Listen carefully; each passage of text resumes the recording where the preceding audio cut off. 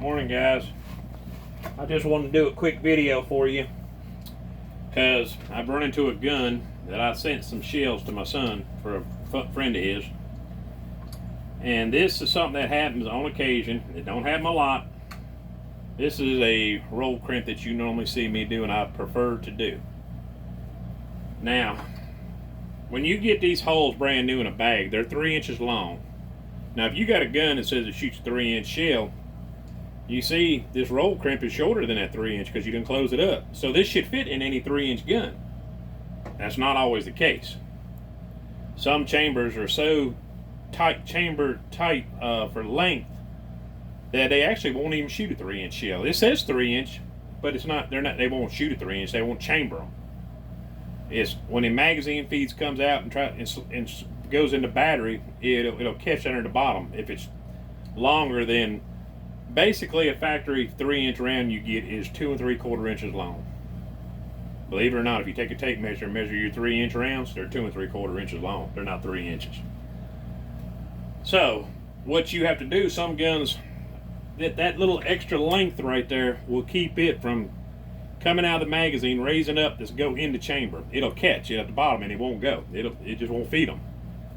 So you have to fold crimp them.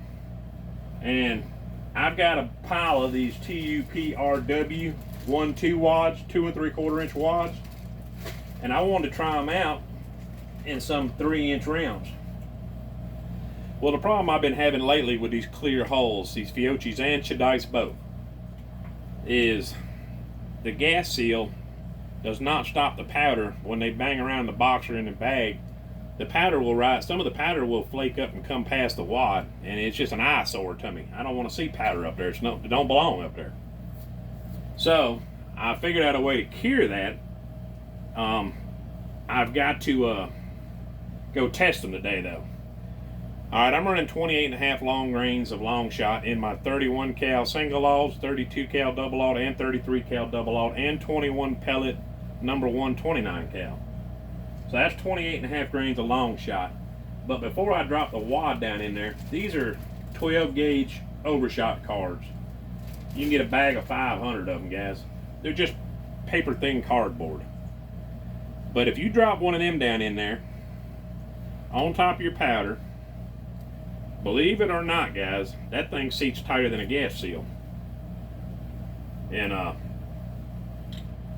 accidentally pushed it a little too hard down in there. Anyway, you set this down in there, then you drop the wad down on top of that overshot card. No powder. Alright.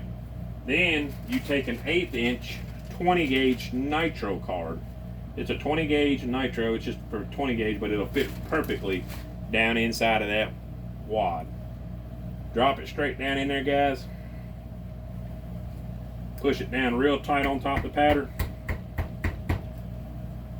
I'm going to drop 14 pellets of 32 cal in there. 1, 2, 3, 4, 5, 6, 7, 8, 9, 10, 11, 12, 13, 14. 14 pellets of 32 cal stacks one row over top of that wad. Alright. And as usual, we take buffer and just, you want to tamp it down good, get it around all the pellets. And I just barely want it to get up to the top of them pellets. That might have actually been a little too much, but it'll be alright. No, it won't either. Then I take another 12 gauge overshot card, guys. I put over top of it. I take the wide guide on the lead load all 2, just to push down and compress the load down a little bit. I go to the back station, which is a 6-point crimp. 6-point crimp. Final crimp. You can shoot it just like that, folks. But me, I have my ways of doing things, and I like to have a good tapered crimp without no kind of rough edges. This is a Guype BN2 roll tool. I call it a finish tool because it hasn't even had pins in it, guys. Pull down on it, let it heat up a little bit, let it spin just a hair, pull down again, let it spin just another hair, pull down again.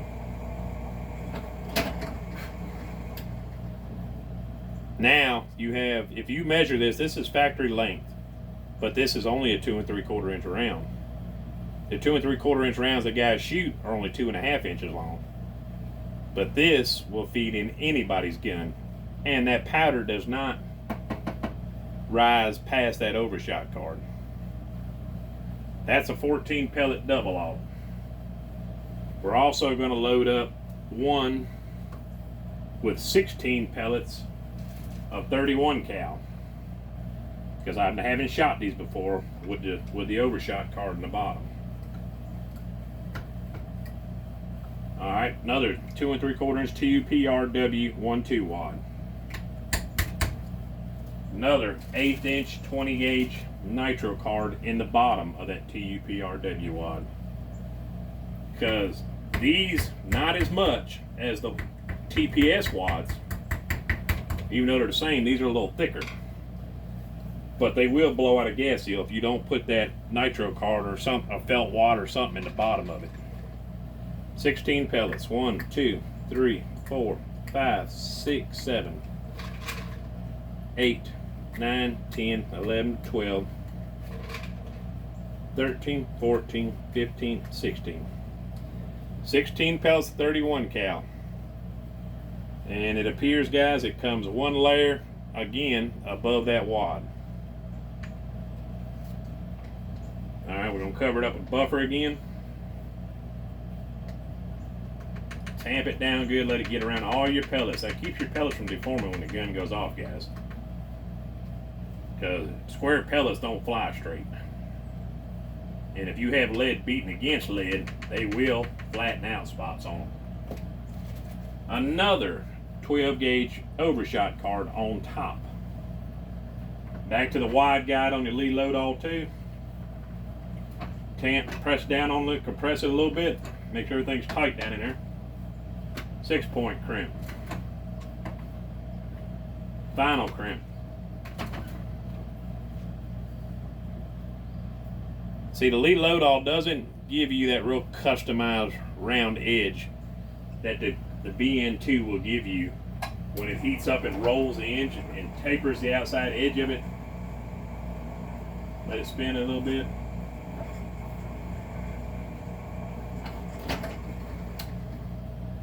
Now you see how it's recessed down in there, folks?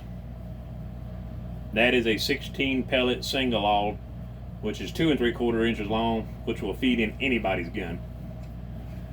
And there's nothing wrong with that fold crimp, guys.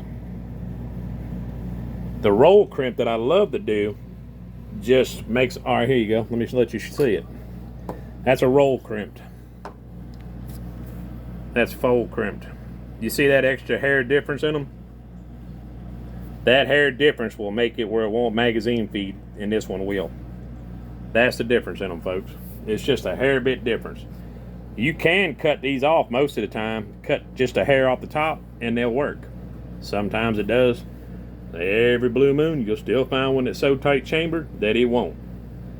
But if you have a lead load all too, guys, or if you have one of them mechs, personally, I love the lead load all too. A lot of guys probably think I'm crazy for that. I got a mech for, well, that's 20 gauge, that's 12 gauge, and that's 16 gauge, and that's 28 gauge. But I love the lead load all too. I mean, to me, it just an $80 machine, and we just loaded them, guys. Put a little fingernail. All right, here's the last thing I do. The biggest reason, let me show you this, because this is one of the reasons I don't fold crimp much. If it gets real hot and you lay these on your dash and stuff, they don't do it as much if you put that finished roll on them. But they will open up if they get hot. I take clear fingernail polish, guys, and I will just turn around and I will put fingernail polish on the top of the hull. Shell. Works like a glue. Not to mention it seals it up. Put a little bit on each one of them.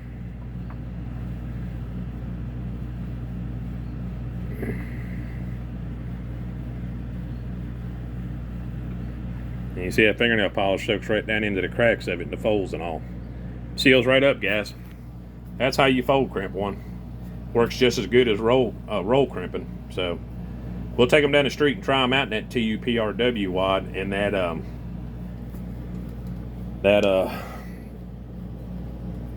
overshot card in the bottom, keeping that buffer, a powder from gunpowder rising up.